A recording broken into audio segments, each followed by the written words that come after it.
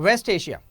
जब भी हम वेस्ट एशिया का नाम सुनते हैं तो हमारे दिमाग में conflicts, issues, oil, sectarian divide, ये सारी चीजें आती हैं और दिमाग में ये प्रश्न भी उठता है कि क्यों वेस्ट एशिया में इतने ज्यादा कॉन्फ्लिक्ट्स या इतने ज्यादा सिविल वॉर हो रहे हैं या पहले हो चुके हैं। तो इसका आंसर ये है कि अगर हम वेस्ट एशिया की बात करें तो वहां पे जो भी बॉर्डर्स डिजाइन किए गए या डिसाइड किए गए हैं वो आपके हिस्ट्री के बेसिस पे डिसाइड किए गए हैं और उस डिजाइनिंग में, बॉर्डर डिजाइनिंग में बड़ा इंपॉर्टेंट रोल था उस वक्त के सुपर पावर्स का। इस वजह से वेस्ट एशिया में आए दिन कुछ ना कुछ कॉन्फ्लिक्ट्स होते रहते हैं और बहुत टाइम से वहां पे सिविल वॉर चल रहा है, चाहे सीरिया की बात कर लें, चाहे यमन की बात कर लें। पर अब कुछ हो रहा है, यानी कि वेस्ट एशिया में अब डायनेमिक्स चेंज हो रहे हैं। अब वो किस तरीके से हो रहे हैं वही आज हम डिस्कस करेंगे और क्यों हो रहे हैं। तो hello everyone, this is Rishabh Singh and I welcome you all on study IQ platform. इस वीडियो में हम बात करेंगे कि किस तरीके से जो सऊदी अरेबिया है वो अब अपने पुराने दुश्मनों के साथ, जहां पे वो लोग सेम टेबल पे बात भी नहीं करते थे, अब सेम टेबल पे आ रहे हैं, बातचीत कर रहे हैं। किस तरीके से सऊदी अरेबिया अपनी एक इंडिपेंडेंट फॉरेन पॉलिसी को रन कर रहा है और किस तरीके से ये जो चेंजिंग डायनेमिक्स हैं, जहां पे यमन में सिविल वॉर बंद करने की बात की जा रही है, क्लोज करने की बात की जा रही है, पीस टॉक्स की बात की जा रही है, सीरिया में भी यही चीज हो रही है। तो ये जो डायनेमिक्स चेंज होंगे या हो रहे हैं, इसमें किस तरीके से यूएस का जो स्ट्रॉन्ग होल्ड हुआ करता था पहले वेस्ट एशिया में वो लूज हो रहा है, किस तरीके से नए सुपर पावर्स रशिया, चाइना की बात करें, उनकी एंट्री हो रही है। और अगर West Asia as a region, अगर यहां पे शांति हो जाएगी, यहां पे जो कॉन्फ्लिक्ट्स हैं वो बंद तो नहीं होंगे पर कम हो जाएंगे, तो ये एक इंडिया के लिए अच्छी बात होगी। क्योंकि इंडिया की अगर हम बात करें तो हमारे एक अच्छे टाइज डेवलप हो चुके हैं पिछले कुछ सालों में। अगर हम सऊदी अरेबिया की बात कर लें, अगर हम यूएई की बात कर लें, तो इनसे हमारे अच्छे टाइज हैं। तो अगर वेस्ट एशिया के रीजन में कॉन्फ्लिक्ट्स कम होते हैं, बंद होते हैं, तो इंडिया के लिए बहुत अच्छी बात होगी। तो इस एक वीडियो में हम समझेंगे कि किस तरीके से जो डायनेमिक्स हैं वो नए डायनेमिक्स बन रहे हैं और किस तरीके से यूएस का स्ट्रॉन्ग होल्ड वो थोड़ा सा लूज हो रहा है और किस तरीके से चाइना और रशिया की एंट्री हो रही है। किस तरीके से चाइना या रशिया की बात करें तो वो जो पुराने दुश्मन हुआ करते थे उनको अब सेम टेबल पे ला रहे हैं, बातचीत करवा रहे हैं, पीस टॉक्स हो रहा है। तो ये सारी चीजें आज हम समझेंगे। अब वीडियो में आगे बढ़े, वही चीज मैं आपसे बोलूंगा कि कोई भी डाउट हुआ करे या जो भी वीडियोस मैं लेके आ रहा हूं, इनिशिएटिव्स अगर आपको अच्छे लग रहे हैं तो अपनी राय कमेंट में जरूर बताया करिए। क्योंकि कमेंट से मुझे समझ में आता है कि हाँ, जो भी मैं वीडियोस लेके आ रहा हूं या जो भी मैं इनिशिएटिव्स बना रहा हूं वो आपके प्रिपरेशन में, आपकी नॉलेज में कुछ ना कुछ इजाफा कर रहे हैं। क्योंकि इन सभी टॉपिक्स को समझने के लिए, पढ़ने के लिए मैं कई सारे रिसोर्सेज को प्रेफर करता हूं और उसके बाद आपको एक कंसाइज फॉर्मेट में देने की कोशिश करता हूं ताकि आपको 15-20 मिनट के वीडियो में पूरी शुरू से लेकर स्टैटिक से लेकर करंट तक की नॉलेज हो जाए, ये कोशिश रहती है। तो इसी वजह से कमेंट्स जरूर किया करिए। तो आपको पता होगा एक न्यूज की सऊदी अरेबिया और ईरान, इनके बीच में पीस टॉक्स हुई हैं और किसने करवाया? ये करवाया है चाइना ने। अब इस पीस टॉक में क्या हुआ है कि दोनों देशों ने, अगर हम सऊदी अरेबिया की बात करें, ईरान की बात करें, तो दोनों देशों ने बोला है, अग्री कर लिया है कि अपनी अपनी एम्बसीज को वो वापस से रीओपन करेंगे। अगर हम बात करें 2016 के टाइम पे दोनों देशों के रिलेशंस बहुत ज्यादा खराब हो गए थे और इसी दौरान दोनों ने डिसाइड किया था कि हम अपने अपने देश की जो एम्बसीज है उसे क्लोज कर देंगे, उसे क्लोज कर देंगे। पर चाइना के मीडिएशन से सऊदी अरेबिया और ईरान के बीच में पीस टॉक्स इनिशिएट हुई हैं और यह डिसाइड हुआ है कि अब दोनों देश अपनी अपने देशों में एम्बसीज वापस से रीओपन करेंगे। तो इसी वजह से ये जो मूवमेंट है ये काफी ज्यादा इंपॉर्टेंट है और इसी वजह से बोला जा रहा है कि सऊदी अरेबिया अब एक अपनी इंडिपेंडेंट फॉरेन पॉलिसी को प्ले करने वाला है, जिस वजह से जो डायनेमिक्स हैं वेस्ट एशिया में कहीं ना कहीं चेंज हो रहे हैं और आने वाले समय में काफी ज्यादा चेंज हो सकते हैं। तो पहले हम डायनेमिक्स को समझे, उससे पहले मैं आपको ये बताऊंगा कि अभी हिस्टोरिकली, ठीक है, हिस्टोरिकली यानी कि पहले किस वजह से इतने ज्यादा कॉन्फ्लिक्ट्स वगैरह हुए हैं वेस्ट एशिया में, क्योंकि आपको उसको जानने की भी जरूरत है। ये आपका वेस्ट एशिया का मैप है। अगर हम वेस्ट एशिया की बात करें या मिडिल ईस्ट की बात करें, जो वेस्टर्न कंट्रीज है वो वेस्ट एशिया को मिडिल ईस्ट कह के रेफर करती हैं। तो अगर हम ये मैप है, मैप में अगर हम बात करें तो दो ब्लॉक्स हुआ करते हैं। एक आपका सऊदी अरेबिया है और इनके आर्क राइवल है आपके ईरान। अब इन दोनों के बीच में सेक्टेरियन डिवाइड है। अगर हम सऊदी अरेबिया की बात करें तो ये सुन्नी ब्लॉक को रिप्रेजेंट करते हैं, सऊदी अरेबिया। और अगर हम ईरान की बात करें तो ये आपका शिया ब्लॉक को रिप्रेजेंट करते हैं। तो इसी वजह से स्टार्ट से ही इन दोनों देशों में सेक्टेरियन डिवाइड था। अब स्टार्ट में क्या होता है कि यूएस, अगर हम यूएस की बात करें तो यूएस और सऊदी अरेबिया मिलकर ईरान को काउंटर करने के लिए एक साथ अपना अलाइज अपना फॉर्म किए हुए थे। और इसमें कहीं ना कहीं इजराइल का भी रोल था। आप कहेंगे इजराइल कैसे आ सकता है सर, इजराइल से तो रिलेशंस अच्छे नहीं है। ये बैकडोर थी, हर चीज है ना। देखिए जियो पॉलिटिक्स पता क्या होता है, जियो पॉलिटिक्स आपको हर चीज जो सामने हो रही ना वो प्रेजेंट नहीं होती, या जो आप देख रहे हैं वो सच हो, ऐसा हो नहीं सकता। इसी वजह से यूएस और सऊदी अरेबिया साथ में इजराइल की भी बैकडोर एंट्री थी कि किस तरीके से ईरान को हम काउंटर कर सकते हैं। क्योंकि अगर हम सऊदी अरेबिया की बात कर लें, इजराइल की बात कर लें, यूएसए की बात कर लें, इन तीनों देशों का जो आर्क राइवल है वो आपका ईरान ही है। स्टार्टिंग में अगर हम बात करें, जब पैलेस्टीनियन मूवमेंट स्टार्ट हुआ था 50s के अराउंड, 50s 60s 70s के अराउंड, तब सऊदी अरेबिया ने फुल सपोर्ट किया था जितने भी अरब देश थे। पर जैसे जैसे समय आगे बढ़ा, सऊदी अरेबिया ने बहुत ज्यादा पैलेस्टीनियन मूवमेंट में अपना सपोर्ट नहीं दिखाया। हालांकि उन्होंने ऐसा ओपनली नहीं बोला, पर बैकडोर यही चीज थी कि यूएस, इजराइल और सऊदी अरेबिया, इनका टारगेट ये था कि किस तरीके से ईरान की जो डोमिनेंस है इस रीजन में, वेस्ट एशिया में डोमिनेंस है, इसको कैसे काउंटर किया जा सकता है। तो मेन ऑब्जेक्टिव सऊदी अरेबिया का ये हो चुका था। इसी वजह से अगर हम सीरिया की बात कर लें और चाहे यमन की बात कर लें, अब यहां पे भी जो सिविल वॉर हुआ था ना, उसमें इन देशों का भी बड़ा इंपॉर्टेंट रोल था भैया। आपको पता होगा कि 2010-2011 में अरब स्प्रिंग मूवमेंट हुआ था, अरब स्प्रिंग मूवमेंट हुआ था। अब जिनको अरब स्प्रिंग मूवमेंट नहीं पता, मैं इनको शॉर्ट में बता दे रहा हूं। ये आपका अराउंड 2010-2011 के अराउंड स्टार्ट हुआ था। इसमें क्या था कि जितने भी अरब देशों में डिक्टेटरशिप थी, वहां पे डेमोक्रेसी के लिए, प्रो डेमोक्रेसी प्रोटेस्ट हुए थे, और इसी वजह से कई देशों में जो डिक्टेटरशिप थी वो खत्म हो गई थी और एक प्रॉपर डेमोक्रेसी सेटअप हो गई थी। तो इसी के रिगार्डिंग सीरिया में प्रोटेस्ट स्टार्ट होते हैं। क्योंकि सीरिया के जो प्रेसिडेंट है बशर अल असाद, इनकी जो रेजिम थी, ठीक है, बशर अल असाद की जो रेजिम थी, इससे लोग, जो सीरिया के लोग थे ना, वो बहुत ज्यादा खुश नहीं थे। क्योंकि अगर हम 2010-2011 की बात करें तो सीरिया में पॉवर्टी थी, सीरिया में इन्फ्लेशन था, वहां पे अनएम्प्लॉयमेंट था। तो इस वजह से लोग काफी ज्यादा त्रस्त थे। अगर हम असद रेजिम की बात करें तो इसी वजह से जो अरब स्प्रिंग था उसकी हवा सीरिया में भी स्टार्ट हुई, और सीरिया में लोगों ने प्रोटेस्ट करना स्टार्ट किया।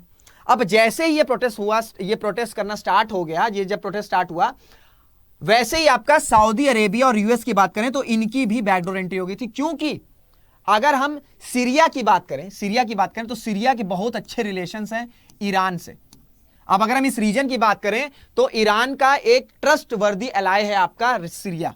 और सीरिया में अगर हम सिविल वॉर की बात करें, जो ईरान है वो आपका जो प्रेसिडेंट की रेजिम है, ठीक है, जो बशर अल असाद की प्रेसिडेंट की रेजिम है, उनको ये सपोर्ट कर रही थी। इसी वजह से जो सऊदी अरेबिया की रेजिम थी, या जो सऊदी अरेबिया का ब्लॉक था, सऊदी अरेबिया यूएस हो गया, इन्होंने किसको सपोर्ट किया? इन्होंने सपोर्ट किया आपको जहां पे इन प्रेसिडेंट के अगेंस्ट सिविल वॉर हो रहा था। इसी वजह से जो है आपका सीरिया में एक तो अरब स्प्रिंग का इंपॉर्टेंट रोल था, साथ ही साथ ईरान ने प्रेसिडेंट रेजिम को सपोर्ट किया, और साथ ही साथ जो प्रोटेस्टर थे उनको कौन सपोर्ट किया? उनको सपोर्ट किया सऊदी अरेबिया और जो डिफरेंट आपके गल्फ कंट्रीज के एलाइज थे। तो इस वजह से सीरिया में सिविल वॉर होना स्टार्ट हुआ, और जैसे जैसे समय आगे बढ़ा काफी डेडली ये सिविल वॉर हुआ था।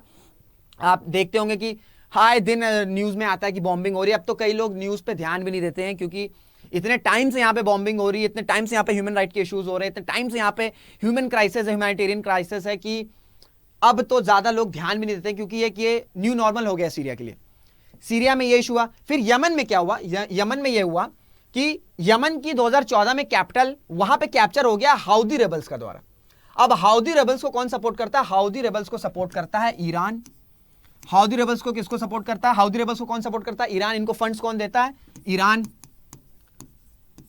तो जब यमन में हाउदीज ने कैप्चर कर लिया तो इसके सपोर्ट में सऊदी अरेबिया और इनके एलाइज ने जो हाउदी रेबल्स के अगेंस्ट थे उनको प्रोटेस्ट या उनको सपोर्ट या उनको फंड्स देना प्रोवाइड करना शुरू कर दिया। तो आप देख रहे हो ये जो सिविल वॉर हो रही है, इसका कहीं ना कहीं इंपॉर्टेंट रीजन है कि भाई जिस देश में सऊदी अरेबिया को लग रहा है कि ईरान का इन्फ्लुएंस हो सकता है, तो जो ईरान के अगेंस्ट में लोग हैं उनको ये लोग सपोर्ट कर दे रहे हैं। सऊदी अरेबिया ही नहीं, इनके जितने भी इंपॉर्टेंट ब्लॉक्स हैं, साथ ही साथ इसी द्वारा ईरान भी अपनी डोमिनेंस चाह रहा है। इसी तरीके से सीरिया में चीजें हुई, यही तरह आपका यमन में हुआ। इसी तरीके से हम बात करें लेबनान में आपका एक हिजबुल्लाह ग्रुप है, आपने नाम सुना होगा। हिजबुल्लाह को भी आपको सपोर्ट मिलता है ईरान से, हिजबुल्लाह को भी आपको सपोर्ट या फंड्स मिलते हैं ईरान से। और हिजबुल्लाह की अगर हम बात करें तो ये आपके इजराइल को टारगेट करते हैं, तो ये पूरी खिचड़ी है वेस्ट एशिया की, और रीजन इसका यही है, रीजन इस खिचड़ी का यही है, इस खिचड़ी का रीजन यही है कि भाई सभी देशों को, अगर हम सऊदी अरेबिया की बात करें या ईरान की बात करें, इन दोनों को अपना डोमिनेंस साबित करना है। इसी वजह से इतने ज्यादा कॉन्फ्लिक्ट्स, इतने ज्यादा इश्यूज वेस्ट एशिया में होते हैं। तो कहीं ना कहीं ये पावर की बात करें कि अपना ब्लॉक को, अपने इन्फ्लुएंस को दूसरे देशों में भी करना है। इसी वजह से जो छोटे देश हैं, सीरिया की बात कर लें, यमन की बात कर लें, यहाँ पे बहुत ज्यादा क्राइसिस है। बेसिक नीड्स जो लोग हैं वहां पे नहीं मिल पाती लोगों के, वहां से लोग कितने आए दिन देश छोड़ के जा रहे हैं, माइग्रेंट का इश्यूज यूरोप में हो रहा है। इसी वजह से आप सुन रहे होंगे कि ये जो सिविल वॉर हो रही है इन सारे देशों में, माइग्रेंट्स यहां से लोग भाग के यूरोप में जा रहे हैं, यूरोप में भी माइग्रेंट का इशू हो रहा है। तो ये ट्रिपल इफेक्ट है, ठीक है। ऐसा नहीं है कि ये जो इफेक्ट्स हो रहे हैं ये सिर्फ यहीं तक सीमित है, इसका आफ्टर इफेक्ट भी दूसरे रीजन्स पे हो रहा है। तो इस वजह से वेस्ट एशिया में कॉन्फ्लिक्ट्स को रिजॉल्व करना बहुत ज्यादा जरूरी है। तो ये मैंने आपको एक हिस्ट्री बताई कि किस तरीके से सारी चीजें चल रही हैं, और ये आपका ऐसा नहीं कि कोई बहुत पुरानी 50-60 साल पुरानी बात है, नहीं, ये 2015-16 की बात है। और जब 2015-16 में जब आपका यमन में सिविल वॉर स्टार्ट हुआ था, तो उसके बाद से ही सऊदी और ईरान के बीच के रिलेशन जो है एकदम हिस्टोरिकली लो लेवल पे चले गए थे, और इसके बाद ही डिसाइड किया गया था कि दोनों देश अपनी एम्बेसीज को क्लोज कर देंगे। पर अब क्या हो रहा है, अब ये हो रहा है कि चाइना और रशिया का इंटरेस्ट है। अब देखिए, अगर हम सीरिया की बात करें ना, तो सीरिया में आपको प्रेसिडेंट रेजिम की अगर हम बात करें, असद रेजिम की अगर हम बात करें, असद रेजिम की बात करें, तो इसमें आपका ईरान का सपोर्ट है, और साथ ही साथ रशिया का भी सपोर्ट है, साथ ही साथ रशिया का भी सपोर्ट है। वहीं अगर हम ईरान की बात कर लें, तो आपको बात पता होगी कि ईरान और चाइना के बीच में इन्वेस्टमेंट साइन हुई है। तो अब जो है चाइना और रशिया का इंटरेस्ट है वेस्टर्न एशिया में, वेस्टर्न रीजन में। इस वजह से ये दोनों देश चाह रहे हैं कि जितने भी कॉन्फ्लिक्ट्स हैं आपस में जो लड़ भिड़ रहे हैं, इस कॉन्फ्लिक्ट्स को रिजॉल्व किया जाए। इसी वजह से सऊदी अरेबिया जो है वो सीरिया में बात कर रहा है। सीरिया में जो भी प्रोटेस्टर्स हैं उनसे बात की जा रही है, किसके मीडिएशन के थ्रू? रशिया के मीडिएशन के थ्रू। यानी कि जिस तरीके से चाइना ने मीडिएट किया between Saudi Arabia and Iran, उसी तरीके से रशिया जो है वो मीडिएट कर रहा है between Asad regime, protesters and Saudi Arabia, ताकि ये जो भी इश्यूज है, जो भी सिविल वॉर चल रहा है, ये जल्द से जल्द खत्म हो सके। तो इसी वजह से ये जो चेंजिंग डायनेमिक्स है, जो डायनेमिक चेंज हो रहा है, और इसी में आपका यमन में भी आपका ईरान बैक जो हाउदीज हैं वो भी आपके सीज फायर की बात कर रहे हैं, और इसमें आपका सऊदी अरेबिया इनसे भी बात कर रहा है इन द प्रेजेंस ऑफ या in the mediation of China and Russia. तो इसी वजह से एक ये नया डायनेमिक फॉर्म हो रहा है, और ये जो नया डायनेमिक फॉर्म होगा ना, ये भारत के लिए बहुत अच्छी बात है। अगर ये सारी चीजें हो जाएं कि अगर सीरिया में पीस हो जाए, यमन में पीस हो जाए, एक तो सबसे इंपॉर्टेंट चीज ये है कि वहां के लोगों की बहुत भिलाई हो जाएगी, ठीक है। ये क्योंकि किसी भी देश में बॉम्बिंग हो, लोगों की जान जाए, ये देख के खराब लगता है, ठीक है, मन अच्छा नहीं लगता है। तो सबसे इंपॉर्टेंट चीज है कि वहां के लोगों की जो ह्यूमैनिटेरियन क्राइसिस है वो रिजॉल्व हो सकती है, और साथ ही साथ इस रीजन में जब शांति आएगी, तो ये इंडिया के लिए बहुत ज्यादा बेनिफिट है, ये इंडिया के लिए बहुत ज्यादा बेनिफिशियल होगा, क्योंकि भाई हमारे अच्छे खासे टाइज हैं, अच्छे खासे हिस्टोरिकल टाइज हैं, चाहे सऊदी अरेबिया की बात कर लें, चाहे यूएई की बात कर लें, ठीक है, चाहे इजराइल की बात कर लें। तो अगर यहां पे चीजें सही होंगी तो इंडिया के लिए अच्छी चीज होगी। तो ये इंडिया की बात कर ली। अब यूएसए कैसे अपना स्ट्रॉन्ग होल्ड जो है वो वेस्ट एशिया में लूज कर रहा है, क्योंकि मैंने आपको बताया था कि यूएसए का हमेशा से स्ट्रॉन्ग होल्ड रहा है वेस्टर्न एशिया में, पर यूएसए की एंट्री के बाद भी जो क्राइसिस है ना वेस्टर्न एशिया में, वो रिजॉल्व नहीं हुए, बल्कि बढ़े ही हैं कहीं ना कहीं। तो अगर यूएसए के प्रेजेंस के बाद भी अगर ये जो कॉन्फ्लिक्ट है वो रिजॉल्व नहीं हो पाए, और अब चाइना और रशिया के द्वारा मीडिएट के द्वारा ये सारी चीजें हो रही हैं, जब अगर पीस हो जाएगा तो कहीं ना कहीं ये यूएस को तो पसंद नहीं आएगा ना, क्योंकि यूएसए तो इतने सालों से है, 90s से इनका प्रेजेंस है, एक हिस्टोरिकल टाइज है आपके सऊदी अरेबिया से। तो उनके प्रेजेंस के बाद भी यहां पे इतने सिविल वॉर हुए, इतनी क्राइसिस हुए, पर रशिया और चाइना की एंट्री हुई, और जो मीडिएशन है, जो पीस टॉक्स है, वो कहीं ना कहीं अब स्टार्ट हो गया है। तो इसी वजह से ये चीज आपका यूएसए के लिए तो अच्छी बात नहीं है, क्योंकि यूएसए तो नहीं चाहेगा ना कि ये सारी चीजें हो सके। अब आपके मन में ये आ रहा होगा कि आप पूरी तरीके से रिलेशन डिस्ट्रॉय हो गए between Saudi Arabia and USA. ऐसा नहीं है। सऊदी अरेबिया क्या कर रहा है, सऊदी अरेबिया अपने जो टाइज हैं सुपर पावर्स के साथ या वर्ल्ड पावर्स के साथ, उनको वो बैलेंस कर रहा है। इसी वजह से बोला जा रहा है कि सऊदी अरेबिया ने अपनी एक इंडिपेंडेंट फॉरेन पॉलिसी को इजाद कर लिया है, एक इंडिपेंडेंट फॉरेन पॉलिसी इजाद किया है। पहले क्या था सऊदी अरेबिया की, अगर हम फॉरेन पॉलिसी की बात करें तो पहले वो यूएस के इन्फ्लुएंस में ही था, पर अब जो है Saudi Arabia being a US ally वो अपनी एक इंडिपेंडेंट फॉरेन पॉलिसी जो है उसको वो पोर्ट्रे कर रहा है। किस तरीके से? जैसे मैंने आपको बताया कि रशिया पे जो सैंक्शंस लगे थे उस सैंक्शंस को बहुत ज्यादा नहीं माना सऊदी अरेबिया ने।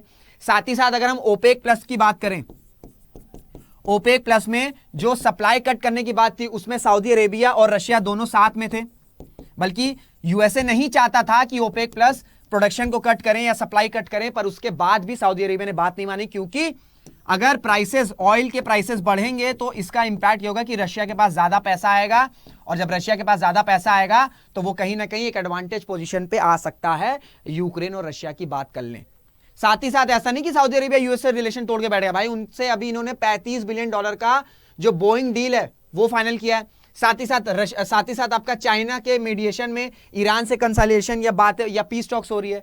तो ये सारी चीजें ये दिखा रहा है कि सऊदी अरेबिया अब अपनी एक इंडिपेंडेंट और स्ट्रैटेजिक ऑटोनॉमी की तरफ बढ़ रहा है, क्योंकि अब उसको समझ में आ गया कि रीजन में शांति चाहिए अगर इकोनॉमिकली ग्रो करना है तो। यानी कि ये चीजें समझ में आ रही हैं जो पुराने दुश्मन हुआ करते थे, जहां अब वो लोग एक टेबल पे आके बात करें। ऐसा नहीं कि सऊदी और ईरान एकदम बढ़िया दोस्त बन गए और एकदम सब कुछ सही हो रहा है, नहीं, पर चीजें जो है वो धीरे धीरे ट्रैक पे आ रही हैं, और जो कॉन्फ्लिक्ट है वो शायद एकदम से खत्म ना हो जाए, पर हाँ धीरे धीरे कम होते होते एट लास्ट आने वाले समय में, आने वाले डेकेड्स में वो खत्म हो सकता है। तो ये पूरा आपका वेस्ट एशिया का पहले का क्या डायनेमिक था, अब क्या डायनेमिक हो रहा है, और किस तरीके से डायनेमिक जो है, ये जो चेंजिंग डायनेमिक है वो किस तरीके से भारत के लिए एक पॉजिटिव रोल कर सकता है, और किस तरीके से यूएस के एक एलाई की एक और जो है वो कहीं ना कहीं वो दूर होता चला जा रहा है। और ये दिखा रहा है कि यूएस की जो फॉरेन पॉलिसी है वो कहीं ना कहीं आने वाले समय में या पिछले कुछ सालों से उतनी ज्यादा अच्छी नहीं रही है। इसी वजह से रशिया और चाइना की हम बात करें तो कई सारे रीजन्स में वो अपने प्रेजेंस जो है यूएस के होते हुए भी वो अपना स्ट्रांग होल्ड बनाने में सक्सेसफुल हो गए हैं या धीरे धीरे हो रहे हैं। तो ये पूरा इशू था। उम्मीद करता हूं आपको सारी चीजें समझ में आई होंगी। कोई चीज नहीं भी रहा होगा या कोई डाउट रहेगा होगा, आपको पता है आपको क्या करना है, आपको कमेंट करना है। और अगर आपको सीरियसली एक बार यूपीएससी या किसी भी स्टेट पीएससी की तैयारी करनी है, आप स्टडी IQ में एनरोल कर सकते हो। गलती से ये प्राइस मत पे कर देना, मेरा कोड लगा देना RS Live, और जैसे ही मेरा कोड इंडेक्ट कर दोगे, ये जो कॉम्बो कोर्स है, you will be getting this combo course on a discounted price and the price is 21,999। So April का टाइम आ गया है। If you are preparing for 2024 और योर टारगेट इज 2024, आप इस कोर्स में एनरोल हो सकते हैं। तो ये छोटी सी इन्फॉर्मेशन आपको देनी थी। मुलाकात करेंगे आपसे अगले वीडियो में, तब तक अपना ध्यान रखिएगा, मेहनत करते रहिएगा, खुश रहिएगा। जय हिंद, जय भारत।